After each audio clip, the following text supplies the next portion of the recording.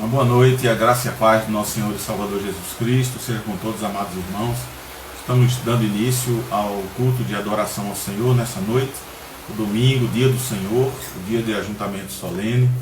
Estamos dando graças a Deus pelo Senhor nos conceder o privilégio de podermos estar em sua presença e podermos cultuar o nome do Senhor. Então eu quero convidar você que está nos assistindo nesse momento, a Igreja de Cristo, e tantas outras pessoas que têm nos acompanhado também neste momento de culto, para orarmos uma oração de adoração ao Senhor nosso Deus, para a glória de Cristo. Vamos orar. Querido Deus e Pai bendito, todo-poderoso, nós te louvamos na beleza da tua santidade e te agradecemos por mais um dia de vida na tua presença, pelo domingo, dia do Senhor, o dia do ajuntamento solene da sua igreja, do seu povo, daqueles que te adoram e também daqueles que querem ouvir a tua palavra, Deus. Pai, nos abençoa, derrama a tua graça e a tua misericórdia sobre nós, ser propício à tua igreja, ser propício a nós individualmente, ó Deus, a cada um dos teus servos e servas que te buscam a tua presença para glorificar o teu santo nome. Nos orienta, nos direciona, ilumina nossa mente e o nosso coração, para que essa noite nós venhamos a contemplar as maravilhas da tua lei. É o que nós te rogando as ricas bênçãos e misericórdias que o Senhor tem concedido à tua igreja, ao teu povo que nos assiste nesse momento. Tudo isso nós te agradecemos em nome de Jesus. Amém.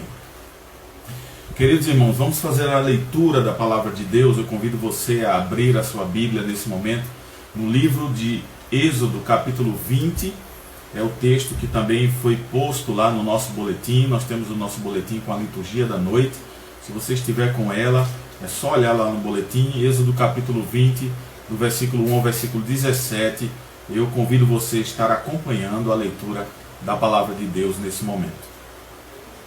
Êxodo capítulo 20, de 1 a 17, diz assim a palavra do Senhor.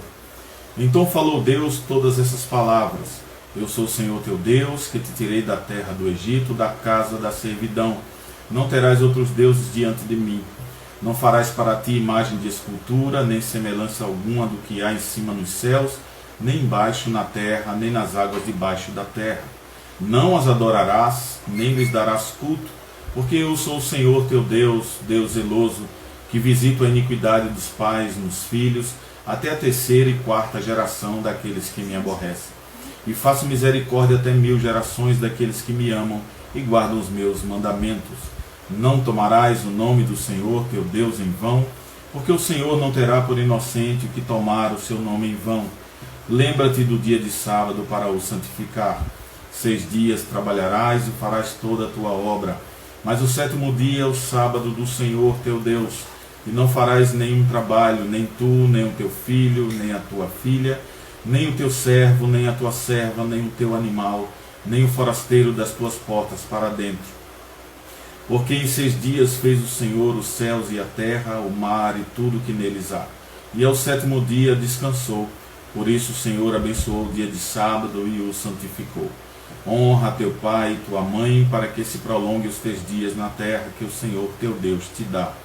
Não matarás, não adulterarás, não furtarás, não dirás falso testemunho contra o teu próximo, não cobiçarás a casa do teu próximo, não cobiçarás a mulher do teu próximo, nem o seu servo, nem a sua serva, nem o seu boi, nem o seu jumento, nem coisa alguma que pertença ao teu próximo.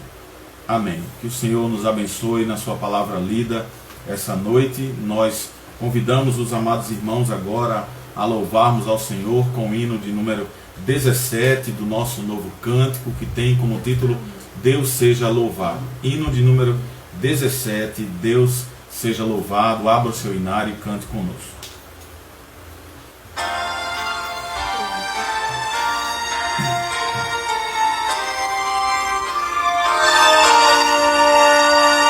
Seja louvado, ó Deus supremo, Deus revelado em Israel.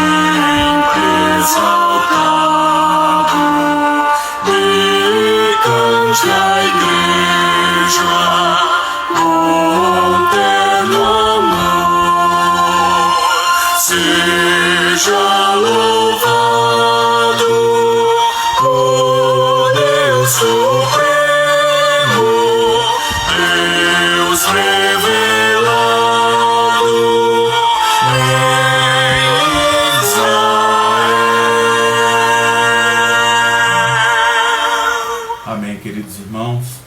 Eu convido você agora, depois do louvor, a estarmos lendo a palavra de Deus no Salmo de número 32 e fazendo a leitura do verso 1 até o verso 6. Abra sua Bíblia no Salmo 32 e acompanhemos a leitura do versículo 1 ao versículo 6 para o momento de confissão e contrição ao nosso Deus.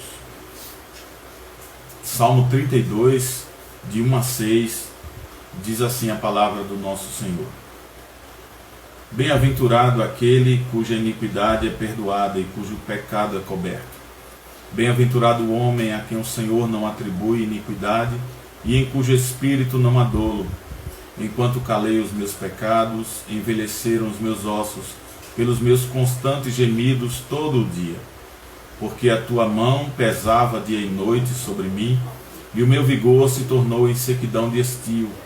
Confessei-te o meu pecado e a minha iniquidade não mais ocultei. Disse, confessarei ao Senhor as minhas transgressões, e tu perdoaste a iniquidade do meu pecado. Sendo assim, todo homem piedoso te fará súplicas em tempo de poder encontrar-te, e com efeito, quando transbordarem muitas águas, não atingirão.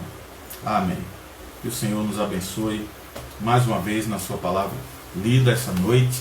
Eu convido você mais uma vez a estar orando conosco, uma oração de confissão, de contrição, para assim confessarmos os nossos pecados ao Senhor. Oremos. Querido Deus bendito e Pai, Senhor de toda a glória, de toda a honra e de todo o louvor. Tem misericórdia de nós, ó Deus, nesse momento o teu povo roga a Ti a Tua graça e o Teu perdão. Nós Te confessamos as nossas falhas, Senhor, os nossos maus pensamentos, aquilo que fizemos de mal com as obras, aquilo que falamos e que não foi edificante. Ó Deus, perdoa-nos pelas nossas omissões, pelas nossas falhas em fazer o bem. Nós precisamos, Senhor, da Tua graça sobre nós, quando deixamos de perdoar o nosso irmão, quando deixamos de perdoar o nosso próximo por alguma coisa que tenha nos feito. Ó Deus Santo e Justo, Tu que conheces o nosso coração, Tu que nos conheces, Senhor, em todas as nossas fraquezas, Tu sabes das nossas limitações, das nossas falhas.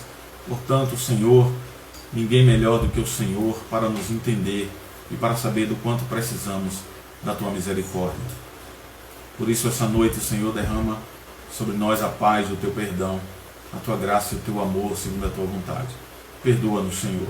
Assim Te confessamos e bem sabemos que somos ouvidos por causa do Teu Filho, nosso Senhor e Salvador Jesus Cristo, a quem oramos e agradecemos por tudo. Amém. Queridos amados irmãos, vamos louvar ao Senhor com cântico e logo depois estaremos assim adorando ao Senhor em meio à palavra do Senhor que será proferida essa noite. Eu convido você a estar louvando o nome do Senhor.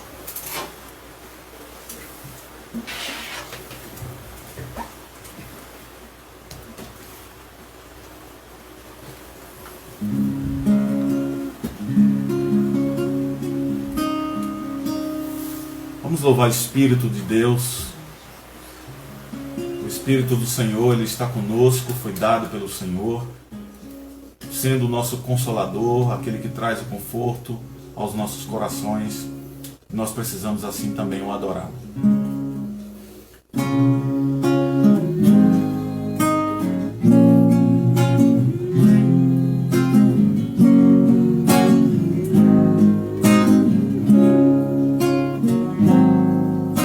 Espírito de Deus, venho te adorar.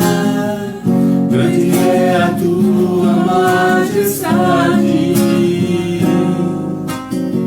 sempre aos teus pés vou querer estar, pois em minha vida és o primeiro.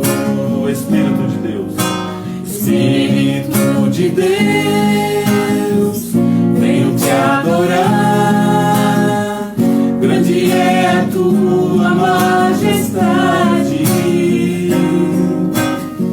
sempre aos teus pés vou querer estar, pois em minha vida és o primeiro.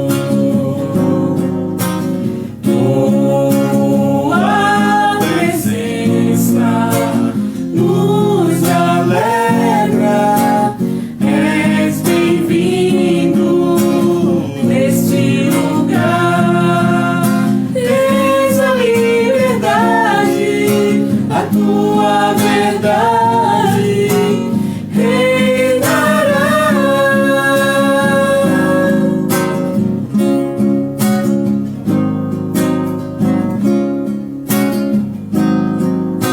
Espírito de Deus, venho te adorar. Grande é a tua majestade, sempre aos teus pés vou querer estar, pois em minha vida és o primeiro. tua presença, Tua presença nos alegra, és bem-vindo neste lugar. Tens a liberdade, a tua verdade reinará. Amém. Glorificado seja o nosso Deus.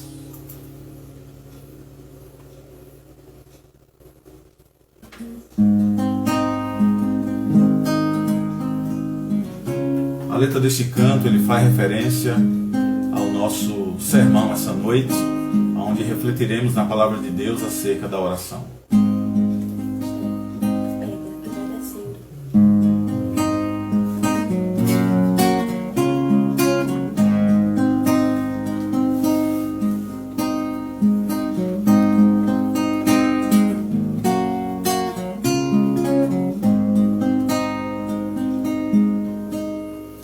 Ó Senhor Jesus, atende em minha oração. Necessito sim da tua poderosa mão. E quando a alma está abatida, busco sempre aquela rocha que é mais forte que eu, que é mais forte que eu. Ó Senhor Jesus, atende minha oração. Necessito sim da tua poderosa mão. E quando a alma está abatida, busco sempre aquela rocha que é mais forte que eu, que é mais forte que eu. Pois tem sido abrigo para mim. consolo em cada aflição. E quando a alma está batida, busco sempre aquela rocha que é mais forte que eu, que é mais forte que eu. E quando a alma está batida, busco sempre aquela rocha que é mais forte que eu, que é mais forte que eu. Ó Senhor Jesus, atende minha oração. Amém.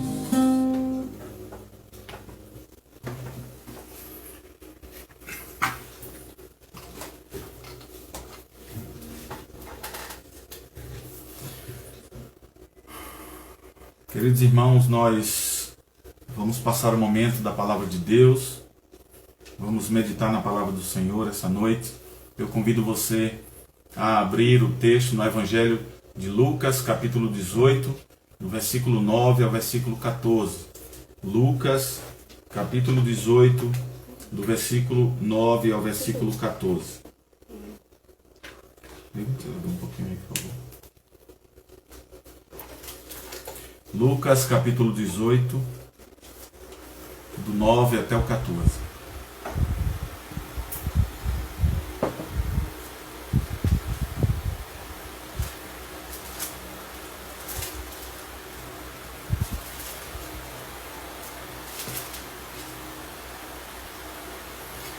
Diz assim a palavra do Senhor, capítulo 18 de Lucas, de 9 a 14. Propôs também esta parábola, e alguns que confiavam em si mesmos para se considerarem justos, e desprezavam os outros.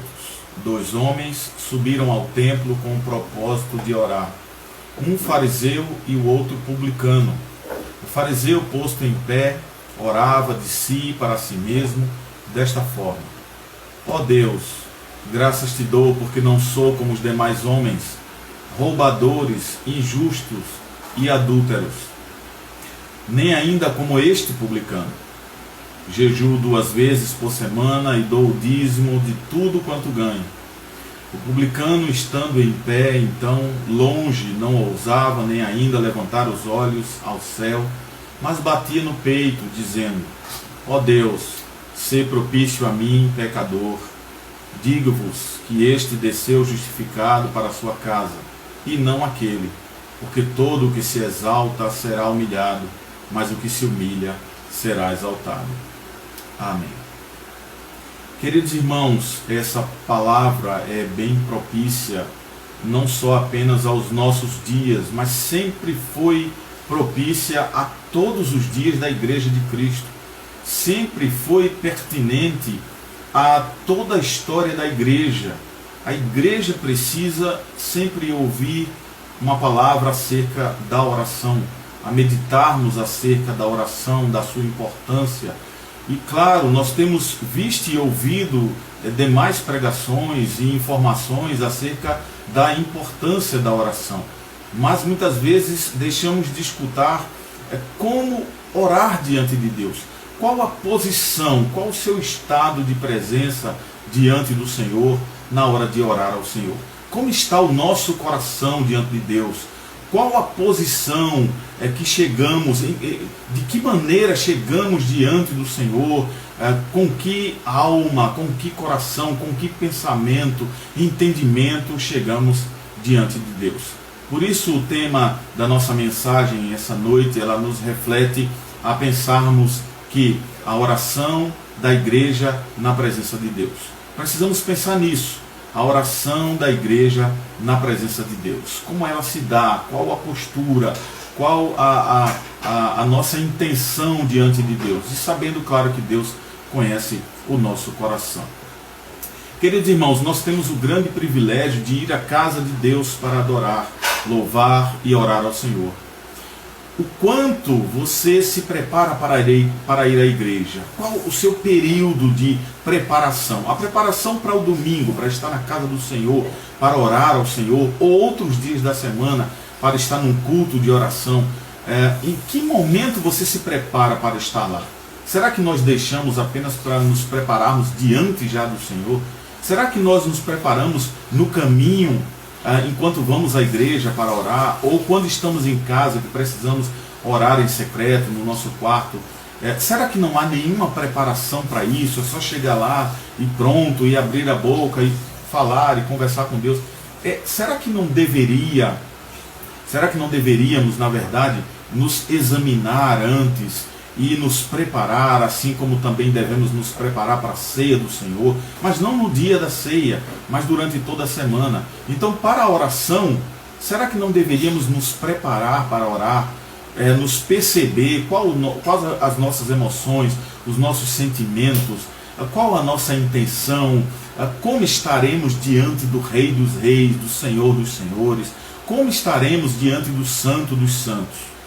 Quanto tempo nós gastamos preparando o nosso coração para a adoração individual e para a adoração comunitária?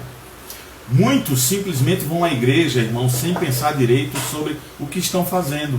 Mas a Bíblia tem algo a nos ensinar sobre como devemos estar na igreja, na presença do Deus vivo. O apóstolo Paulo escreveu ao jovem Timóteo dizendo: escrevo-te estas coisas esperando e ver-te em breve, para que, se eu tardar, fiques ciente de como se deve proceder na casa de Deus, que é a igreja do Deus vivo, coluna e baluarte da verdade. Paulo escreveu isso lá no capítulo 3 da primeira carta a Timóteo, versículos 14 a 15. Veja o que Paulo diz a Timóteo: para que fique cientes de como se deve proceder na casa de Deus. Então, há um procedimento, há anteriormente um preparo e há um estado de presença diante do Senhor. No livro de Eclesiastes, no capítulo 5, versículo 1, o pregador lá disse: guarda o pé quando entrares na casa de Deus. Chegar-se para ouvir é melhor do que oferecer sacrifícios de tolos, pois não sabem que fazem mal. Mais uma atitude aqui do pregador nas Escrituras a nos advertir acerca de estarmos e como estarmos na casa do Senhor e principalmente na sua presença em oração. E na passagem que lemos aqui no Evangelho de Lucas, nós vemos o Senhor Jesus nos permitindo ter um vislumbre aqui do templo, enquanto algumas pessoas se reúnem para orar. Nessa parábola aqui que o Senhor Jesus nos coloca diante dos olhos, nós vemos que um homem foi à igreja naquele dia para adorar a si mesmo. É o texto que nos apresenta essa intenção desse homem. Mas há um outro homem que de fato foi para adorar ao Senhor. Assim como a parábola dos dois fundamentos, que nós nos lembramos lá no Evangelho de Mateus capítulo 5, esses dois homens aqui que foram ao templo nos deixam lições necessárias sobre a nossa postura espiritual diante do Senhor. Por isso, eu quero tratar com vocês essa noite, e claro, a mensagem para mim, para você, para a Igreja de Cristo, em primeiro lugar, acerca da oração da igreja na presença de Deus, é que, em primeiro lugar, nós devemos pensar no templo onde há dois tipos de pessoas. Você olha para esse templo aqui, no qual é relatado por Lucas, e nós vemos lá dois tipos de pessoas. Assim como em nossas igrejas, há também dois tipos de pessoas. A Bíblia nos diz que um dos homens que foi ao templo naquele dia era um fariseu, está lá no versículo 10. O texto diz: dois homens subiram ao templo com o propósito de orar, um fariseu, é bem destacado, um fariseu, e o outro publicano. Esse fariseu era um líder espiritual entre o povo, ele era conhecido e respeitado como alguém que conhecia as Escrituras e certamente sabia de muitas passagens memorizadas, conforme o Evangelho de Mateus, lá no capítulo 23, no versículo 5, diz assim, acerca da postura de um fariseu: praticam, porém, todas as suas obras com o fim de serem vistos dos homens, pois alargam os seus filactérios e alongam as suas franjas. Filactérios são pequenas partes que eram usadas como um pequeno pergaminho, um pequeno pedaço de papel que era enrolado com trechos especiais da lei de Deus e eram enrolados nos cabelos desses fariseus, dos judeus. Eram enrolados também no braço. Eles tinham um tipo de couro, uma fita de couro enrolada no braço, prendendo esses pequenos filactérios, essas pequenas partes de um pergaminho com trechos da palavra de Deus. Então prendiam ali nos cabelos, na altura da testa, e prendia também nos seus pulsos, e ali com eles faziam orações. Certamente esse homem já teria orado várias vezes no dia, como era de costume dos fariseus, em fazer muitas e longas orações, também em voz alta, em praças públicas, conforme nos confirma, dizendo isso, o Evangelho de Mateus, capítulo 6, versículo de 5 a 8, quando ele diz lá: e quando orardes, não sereis como os hipócritas, porque gostam de orar em pé nas sinagogas e nos cantos das praças, para serem vistos pelos homens. Que eles já receberam a sua recompensa. Mas tu, porém, quando orares, entra no teu quarto e, fechada a porta, orarás ao teu Pai que está em secreto. E o teu Pai, te vê em secreto, te recompensará. E orando, não useis de vãs repetições como os gentios, porque presumem que pelo muito falar serão ouvidos. Não vos assemelheis com eles, porque Deus, o vosso Pai, sabe o que tendes necessidade antes mesmo que lhe peçais. Veja, então o texto nos abre os olhos aqui para ver um fariseu que jejuava 2 vezes por semana, onde nesses mesmos dias os judeus também vendiam e compravam mercadorias nos grandes mercados, ou seja, ali era um local, um centro de muita gente, onde havia uma praça enorme para a venda de produtos, de mercadorias, e, claro, concentrava o maior número de pessoas. Então, com isso, ele se colocava em público, né? Ficava à disposição ali para muita gente ver.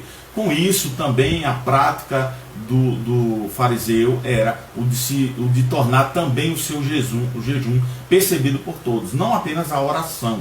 Ele orava de braços ao alto, em praça pública, em alta voz, mas também ele fazia isso com o jejum. Ele usava o jejum para que as pessoas percebessem, olhassem o seu estado, o seu rosto ali numa situação aparentemente deprimente, para que percebessem que ele era um homem de muita oração e que jejuava a Deus. O Evangelho de Mateus, lá no capítulo 6, versículos 16 a 18, há um alerta para nós quanto a essa postura. Diz assim o texto: quando jejuardes, não vos mostreis contristados como os hipócritas, porque desfiguram o rosto com o fim de parecer aos homens que jejuam. Em verdade vos digo que eles já receberam a recompensa. Mas tu, porém, quando jejuares, unge a cabeça e lava o rosto, com o fim de não aparecer aos homens que jejuas, e sim ao teu Pai que está em secreto, e o teu Pai que está em secreto te recompensará. E esse fariseu aqui, irmãos, assim como era a regra de todos os outros, dava o dízimo de tudo que tinha, até mesmo das ervas que cresciam no seu jardim, conforme Mateus capítulo 23, versículo 23 nos diz, quando o Senhor Jesus nos alerta dizendo aqui: ai de vós, escribas e fariseus, hipócritas, porque dais o dízimo e do cominho, e tendes negligenciado os preceitos mais importantes da lei, a justiça, a misericórdia e a fé. Deveis, porém, fazer estas coisas sem omitir aquelas. Ou seja, Jesus está dizendo: dar o dízimo é importante. Fazer isso é extremamente importante para cuidar da casa de Deus, para a manutenção dos obreiros, para a manutenção da obra e do reino de Deus. Mas é também muito importante que isso seja feito de uma maneira com alegria, com honestidade, com sinceridade, com prazer, e dar a Deus, devolver, ou melhor dizendo, devolver a Deus aquilo que primeiro Ele nos deu, somente aquilo que é devido, somente aquilo que Deus cobra, e não como esses homens queriam aparecer, ser os melhores, os maiorais, dando acima do que era pedido. Então, aquele que tributava, né, ele não tributava 10%, como entendemos, sobre a 10ª parte que devolvemos ao Senhor. Mas eles o faziam entre 20% e 30% para as necessidades do templo. Então, os fariseus eram conhecidos por fazerem uma demonstração pública do seu dízimo. E isso é contrário à palavra de Deus. O próprio Evangelho de Mateus, capítulo 6, de 1 a 4, diz assim acerca disso: guardai-vos de exercer a vossa justiça diante dos homens, com o fim de serdes vistos por eles. Doutra sorte não tereis galardão junto ao Pai Celeste. Quando, pois, deres esmola, não toques trombeta diante de ti, como fazem os hipócritas nas sinagogas e nas ruas, para serem assim glorificados pelos homens. Em verdade vos digo que eles já receberam a recompensa. Mas tu, porém, ao dares esmolas, ignore a tua mão esquerda o que faz a tua mão direita, porque para que a tua esmola fique em secreto, e teu Pai que vem em secreto também assim te recompensará. Então, irmãos, o que temos aqui é um homem extremamente religioso, considerado muito santo pela sociedade, pelo povo da sua época, por todos aqueles que o conheciam. Ele devia amar a admiração e a adoração que vinha das pessoas para com ele, aqueles que estavam ao seu redor. Mas aí incorre também no que diz o Evangelho de Mateus, capítulo 23, nos versículos 5 a 7. Olha a advertência: praticam, porém, todas as suas obras com o fim de serem vistos pelos homens, pois alargam os seus filactérios, ou seja, dão acima do que deveriam, né? Tiram tudo o que têm e dão ali nos filactérios, e alongam as suas franjas. Amam o primeiro lugar nos banquetes e as suas primeiras cadeiras nas sinagogas, as saudações nas praças e os serem chamados mestres pelos homens. Veja, esse homem é uma réplica de muitos irmãos que lamentavelmente existem na igreja. Todos que olham para eles pensam que são os mais puros, os mais santos, os mais justos. Eles convenceram a todos de que são o modelo ideal de justiça para a sociedade cristã. Eles se mostram como um modelo ideal de santidade e de virtude. Eles próprios até se convenceram de que estão certos, e todos ao seu redor, que não são exatamente como eles, estão errados. Esse é o fariseu que entra naquele templo. Esse é o fariseu que leva o seu coração e a sua alma junto de si para dentro daquele templo para estar orando ao Senhor. Mas um segundo homem aparece aqui no nosso texto. Esse também entrou no templo naquele dia para orar, mas o texto destaca que ele era um publicano. É o que diz o versículo 10. De acordo, irmãos, com o Novo Testamento, acerca dos publicanos, esses publicanos eram odiados pelos judeus, porque o Estado, naquela época, o Estado de Roma, os envolvia na corrupção, com cobranças indevidas, muito além do que o povo podia pagar. Eles também sofriam o repúdio do grupo religioso dos fariseus, por serem eles funcionários públicos do Estado, encarregados da cobrança de impostos. E Roma era o grande império que dominava e governava Israel naquela época. O publicano aqui, ele era considerado como um desprezível, alguém inferior, um excluído espiritual. E mesmo podendo entrar no templo para orar, ele não tinha permissão para assistir às reuniões na sinagoga. E muitos dos judeus, assim como os fariseus, os odiavam e também os desprezavam.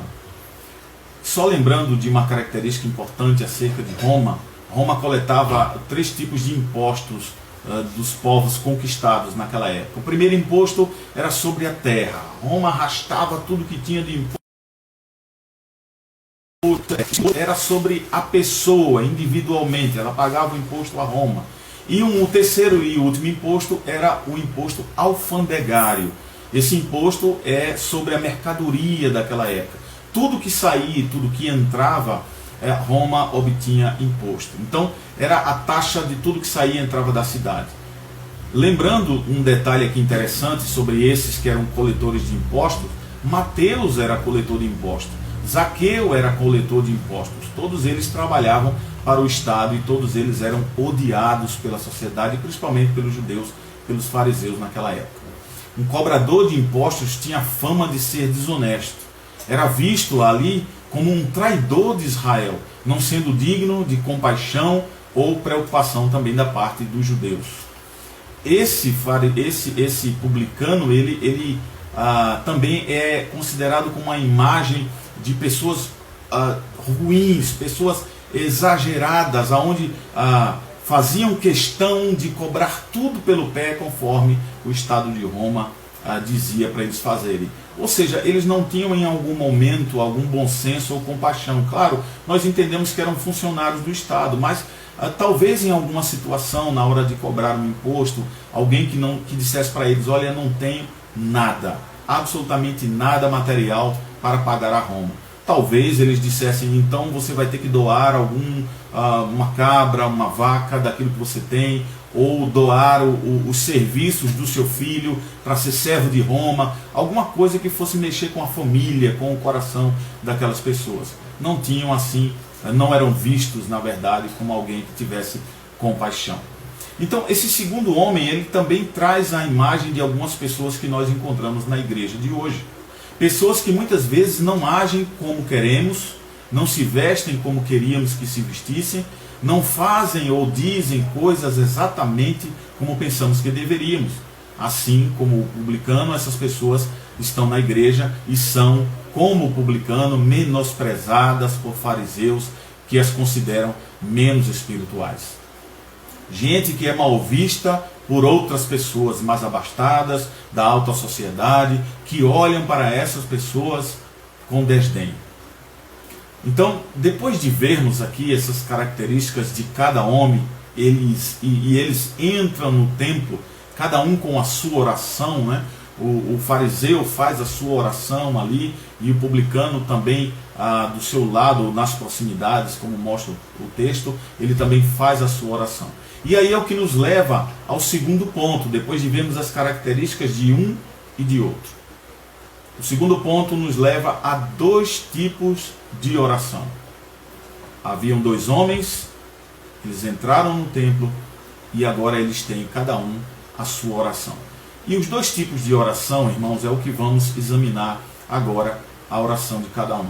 Porque as suas palavras e atitudes têm algo a nos ensinar sobre como devemos nos aproximar e permanecer na presença de Deus. A primeira oração nos mostra como não devemos orar. Essa é a primeira característica de uma das orações, e principalmente, claro, a do fariseu. A oração que não devemos orar é aquela oração arrogante. Perceba, quando o fariseu começa a orar, ele rapidamente diz ao Senhor quais são as suas intenções do coração. Ele se orgulha da sua justiça. Ele fica se comparando a outros homens. Para isso ele olha o publicano, quando o publicano está lá orando, e fala sobre ele próprio, dizendo que é ele muito melhor do que aquele publicano. Eu não sou igual a ele, eu não faço o que ele faz. Ele não chega nem perto de mim, eu sou muito melhor, eu sou muito maior. Ele próprio se considera assim, acima dos outros. Certa vez o pastor William Barclay, um escritor, ilustrando sobre esse texto, ele disse o seguinte: está registrado que um rabino chamado Simeon ben Jokai, que segundo a tradição nasceu na Galileia no século II, disse certa vez, olha o que esse rabino disse certa vez: se houver apenas dois homens justos no mundo, eu e meu filho somos esses dois. Se houver apenas um, eu sou ele. Olha quanta arrogância nas palavras desse homem. Olha quanta prepotência na oração desse homem. Vejamos como isso destaca a postura daquele fariseu quando entra no templo para orar ao Senhor. O fariseu não foi realmente orar de fato, né? Se sujeitar a Deus em oração, mas ele foi informado que ele era bom, se gabando de suas obras religiosas, das suas doações excelentes e exageradas, e o quanto ele está indo bem. Os fariseus se levantavam quando oravam, abriam os braços, levantavam a voz o mais alto que podiam e começavam uma oração longa e muito egoísta. Ele jura que está falando com Deus, mas na verdade ele fala com ele mesmo, ele fala de si mesmo, que é o que declara o texto de Lucas no versículo 11 aí do capítulo 18. E claro que a sua oração, essa oração arrogante, certamente não ultrapassou o teto do templo. Irmãos, diante do que vemos e do que lemos aqui com esse texto, que bom, que o bom Deus, é o nosso desejo, que o bom Deus nos ajude com sua maravilhosa graça a nunca termos essa postura na oração como esse fariseu. Que Deus tenha misericórdia de mim e de você para nunca termos essa posição diante de Deus, seja na oração secreta ou na oração coletiva na igreja. Veja, essa primeira característica é terrível. A oração que não devemos orar é essa oração arrogante. Mas há uma outra característica, que é a segunda oração. Essa é a que devemos ter no coração, a oração humilde. O publicano, ali agora em contrapartida ao fariseu, não usa palavras exageradas de autoglorificação. Ele não se mostra, ele não se destaca, ele sabe que não tem nada a oferecer ao Senhor, ele entende que é um pecador perverso e que carece da graça de Deus. Por isso, quando ele ora, não há orgulho, nem fingimento, nenhuma intenção de ser hipócrita ou de tentar se justificar usando seu estilo de vida diante do Senhor. Mas o que vemos na oração é ele falando a verdade, é ele se humilhando diante de Deus, ele pede misericórdia, não levantando inclusive os seus olhos para o céu. Olha a postura. Essa é a posição que nós temos que ter diante do Senhor. Ele bate no próprio peito, sabendo que o coração do problema dele é o problema do coração. O seu coração é que é a grande questão, porque o nosso coração, segundo as Escrituras, é corrupto. Ele é mau. Dele provém maus desígnios. A sua oração, então, aqui é curta, simples e direta. E nós podemos aprender muito com esse homem e o seu estilo de oração, enquanto o outro arrogante, ao invés de se humilhar, ele se exalta. Esse se humilha diante de Deus. Os judeus, irmãos, acreditavam que quanto mais longa e organizada fosse a oração, maior as chances de ser ouvidas por Deus. Mas Jesus alertou a mim e a você, a eles, nos alerta por meio das Escrituras que essa prática está errada. Claro, não há nada de errado em orar por muito tempo. Se você puder orar meia hora, 1 hora, 2, 3, 4, é bênção, não é maldição. É bom, é importante estar diante de Deus por muito tempo. Porém, a grande questão é como você está orando. Qual o seu estado, o seu espírito de oração? E acima de tudo, nesse momento da oração, o Espírito de Deus está envolvido nessa oração.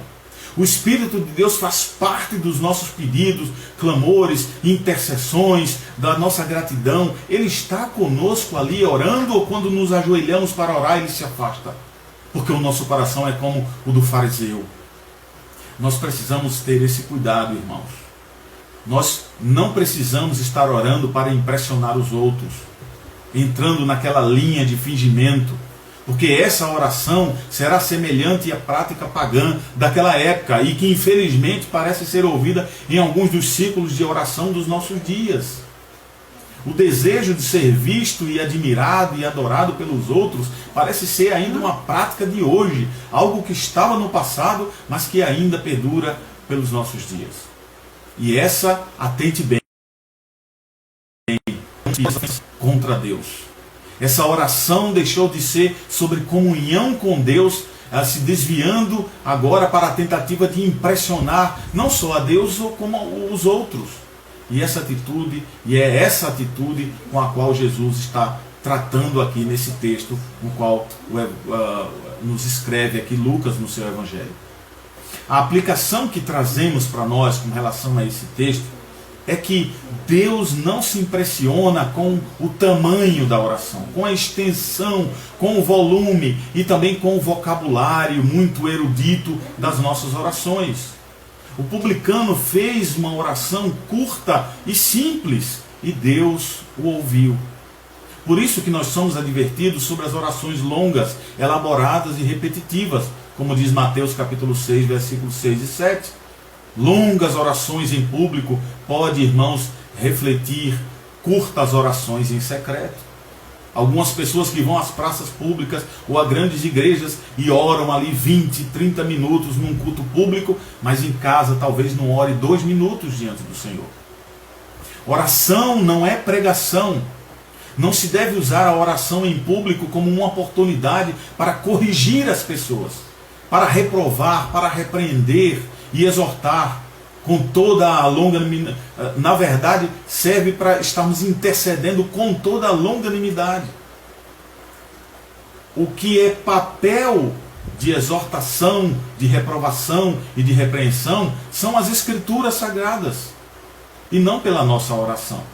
Nós usamos a oração com uma outra intenção, na qual o publicano nos mostra aqui diante do texto que lemos. A oração diante de Deus, ela deve ter um conteúdo sobre a nossa pequenez, o quanto somos pequenos diante do Senhor e o quanto Ele é grande, o quanto Ele é glorioso, o quanto Ele é majestoso. Na nossa oração sincera diante de Deus, deve falar sobre a nossa fraqueza e sobre a glória do Senhor. Nela deve ter conteúdo do quanto nós não somos bons, nem que os nossos pensamentos também são bons, nem que o nosso querer é bom, ou aquilo que temos feito serve para alguma coisa. Mas o que deve estar claro é a glória de Deus. O que deve estar claro é a majestade do Senhor, é a nossa sujeição ao Senhor. A oração deve ser sobre Deus e como buscá-lo. Pedir a Ele para abençoar mais do que sermos abençoados. Pedirmos na oração para que Ele mova o nosso coração para intercedermos pelo nosso próximo. A oração é sobre nos humilharmos sob a sua poderosa mão, reconhecendo a nossa extrema necessidade do Senhor. Devemos usar, irmãos, as nossas orações em público, não como um momento para exaltar a nossa espiritualidade, mas para louvar e glorificar a Deus, buscar a sua presença, buscar a sua graça e agradecer a Ele pela sua eterna misericórdia. Isso é o que deve ser a oração do cristão diante de Deus. E o que nos leva ao terceiro e último ponto, já que vimos acerca dos dois tipos de oração e as suas características. Por último, aqui o texto nos traz agora o que nós vemos dentro do templo. 2 homens, 2 recompensas. Entra um homem, ora e tem uma recompensa. Entra um outro homem, ora e também tem uma outra recompensa. Os 2 homens, irmãos, foram ao templo orar. Os 2 se colocaram no lugar onde Deus tinha prometido que estaria e ouviria o seu povo quando orassem, conforme nos diz Paulo escrevendo lá 2 Coríntios, capítulo 7, perdão, 2 Coríntios não, 2 Crônicas, capítulo 7, versículos 15 a 16, onde o próprio Deus diz assim ao autor de Crônicas: estarão abertos os meus olhos e atentos meus ouvidos à oração que se fizer neste lugar, porque escolhi e santifiquei esta casa para que nela esteja o meu nome perpetuamente. Nela estarão fixos os meus olhos e o meu coração todos os dias. Então, os homens estavam no lugar certo, eles estavam onde Deus estava, eles estavam no templo, eles estavam no local onde Deus estava manifestado, onde Deus diz aqui no texto de Crônicas que está presente, foi aquele lugar que Ele escolheu para ouvir as nossas orações. E os 2 homens oraram, mas interessante que o resultado deles, para cada um, foi diferente. Um deles foi justificado, o outro não conseguiu nada. O que aconteceu com eles tem muito a nos ensinar aqui nesse texto. Veja, irmãos, o Senhor ouviu aquele publicano pecador e odiado por todos. A sua oração foi simples a Deus e Ele ouviu a oração. Seus pecados foram aqui perdoados e ele voltou para sua casa justificado aos olhos do Senhor. Mas o outro foi recusado por Deus. Isso nos faz lembrar das ofertas que foram levadas lá no Gênesis por Caim e Abel. Um é recebido no altar do Senhor, colocada a sua oferta diante do Senhor, e o Senhor recebe de bom grado e abençoa a Abel. Caim chega com um espírito, um coração completamente diferente, como esse fariseu aqui. A oferta não é agradável porque Deus vê o seu coração, conhece o seu interior, as suas intenções. E aí ele é recusado. E aí é o que vemos aqui nesse texto. Esse fariseu foi ignorado pelo Senhor, pois ele orava para si mesmo, como diz o versículo 11. Ele foi para casa se sentindo bem com ele mesmo. Ele voltou para casa certo de que estava correto diante de Deus, quando na verdade estava perdido nos seus pecados. E essa parábola aqui, irmãos, foi contada aos fariseus naquela época. Porque Jesus queria que esses hipócritas entendessem que o caminho para o alto, aos olhos do Senhor, na verdade começa embaixo. É preciso humilhação, sinceridade, verdade diante de Deus, para sermos exaltados. A maneira de ser agraciado pelo Senhor é perceber que não somos nada diante dele. O caminho, irmãos, para o perdão é através da confissão de pecado. E aí o publicano fez isso, mas não o fariseu.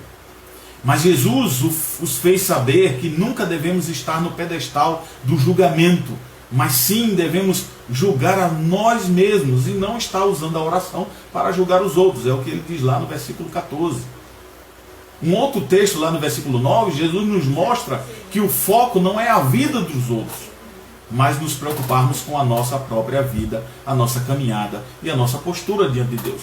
O que é que o verso 9 está dizendo ali? Jesus está dizendo e nos mostrando lá, como Lucas relata, de que ele vai orar e vai orar olhando a vida do outro, olhando a vida do publicano e dizendo: ainda bem, Senhor, que eu não sou igual a esse.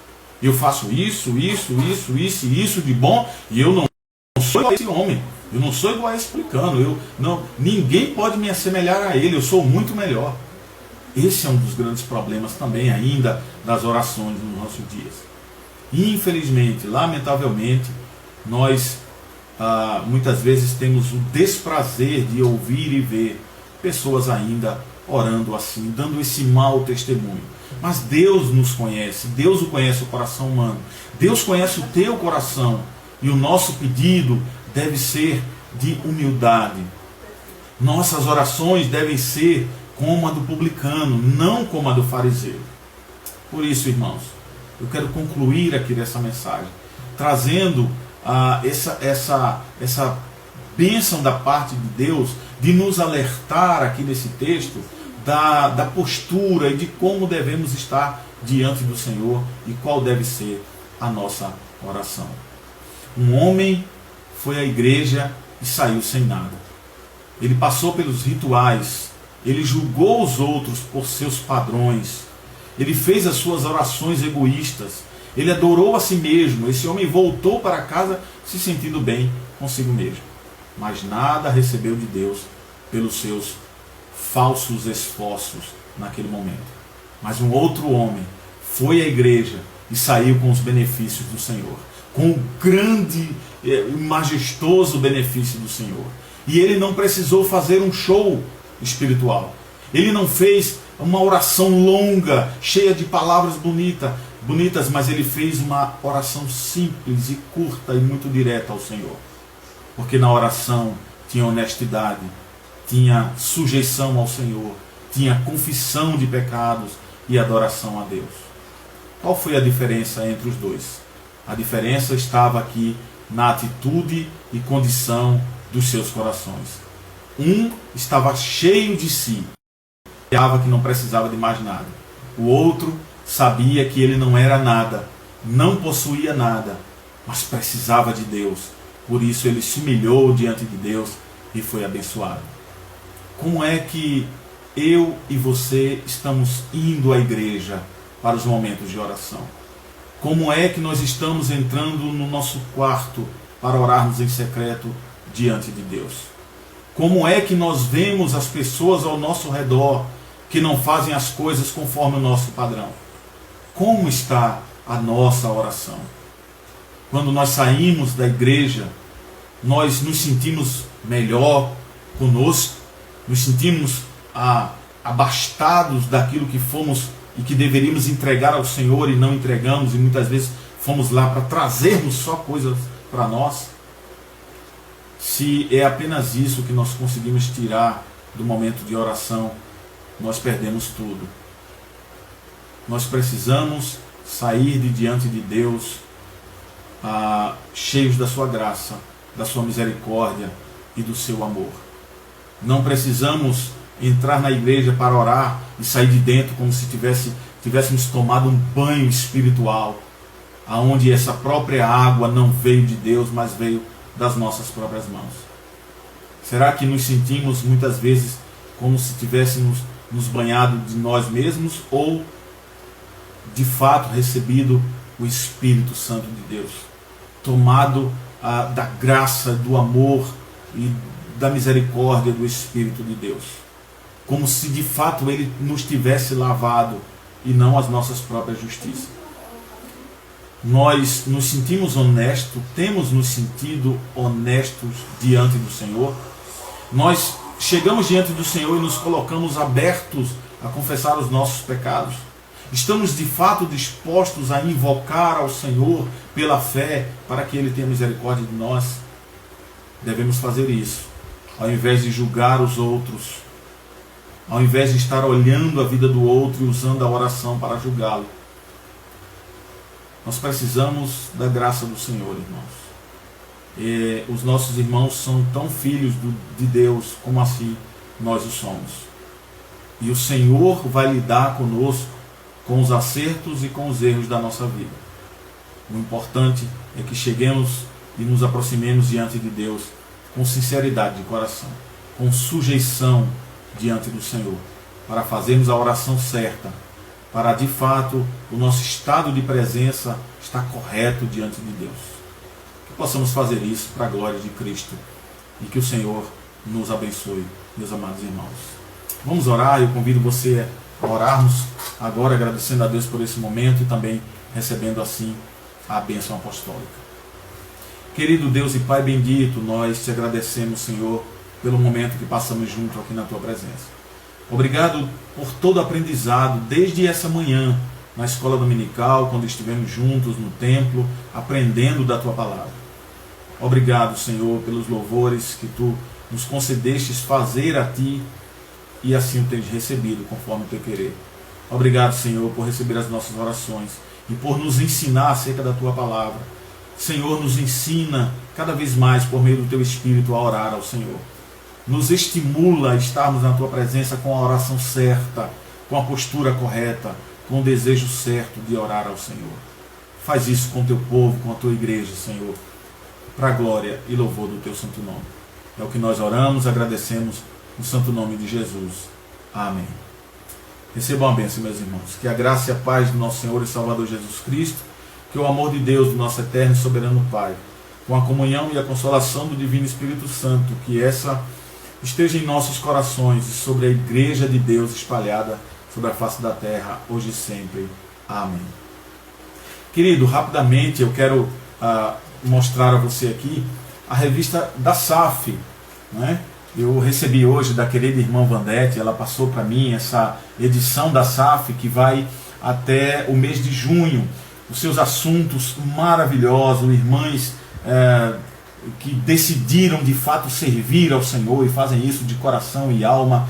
E aí há muitos artigos, comentários, assuntos, temas extremamente importantes na revista da SAF. Então eu quero recomendar a você que faz parte da SAF e até você que não faz parte da SAF, né, a adquirir, fazer a assinatura da revista da SAF. Fale com uma das irmãs, não só da nossa igreja, mas também de outra igreja presbiteriana ou não presbiteriana, mas que goste do assunto relacionado às mulheres, daquelas que servem ao Senhor.